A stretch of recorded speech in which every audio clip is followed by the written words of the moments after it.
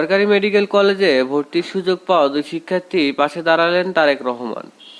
এবার ভর্তি পরীক্ষায় উত্তীর্ণ হয়ে দুটি সরকারি মেডিকেল কলেজে ভর্তির সুযোগ পাওয়ায় দুই শিক্ষার্থীর ভর্তি এবং শিক্ষা সামগ্রী কেনার দায়িত্ব নিয়েছেন বিএনপির ভারপ্রাপ্ত চেয়ারম্যান তারেক রহমান। এই দুই শিক্ষার্থী হলেন ইমা আক্তার ও রেজওয়ান আহমেদ। আজ সোমবার তাদের হাতে মেডিকেলে ভর্তি হওয়া শিক্ষা সামগ্রী কেনার প্রয়োজনীয় অর্থ সহায়তা পৌঁছে দেওয়া হয়েছে। ইমা আক্তার এবার ভর্তি পরীক্ষায় ফরিদপুর সরকারি মেডিকেল কলেজে ভর্তি হওয়ার সুযোগ পেয়েছেন। তার বাড়ি ফরিদপুর জেলার ভাঙ্গা উপজেলায়। তাকে নিয়ে একটি বেসরকারি টেলিভিশনে প্রকাশিত খবরে বলা হয়, সুযোগ পেয়েও ইমার ভর্তি হওয়া অনিশ্চিত হয়ে পড়েছে। তার দরিদ্র পিতার পক্ষে মেডিকেলে পড়ালেখার খরচ বহন করা কঠিন হয়ে পড়েছে।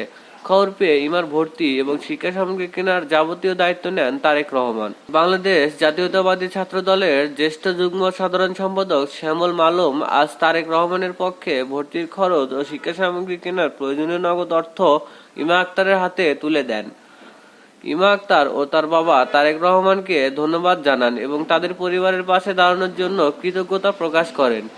এ সময় ছাত্রদল কেন্দ্রীয় সংসদের যুগ্ম সাধারণ সম্পাদক দেওয়ান সাইদুল ইসলাম এবং ভাঙ্গা উপজেলার ছাত্রদলের আহ্বায়ক ও পৌর ছাত্রদলের আহ্বায়ক সহ বিভিন্ন পর্যায়ের নেতারা উপস্থিত ছিলেন। একইভাবে এবার গোপালগঞ্জ মেডিকেল কলেজে ভর্তির সুযোগ পাওয়ায় রেজওয়ান আহমেদের ভর্তি ও শিক্ষা সামগ্রী কেনার জন্য প্রয়োজনীয় নগদ অর্থ সহায়তা দিয়েছেন তারেক রহমান।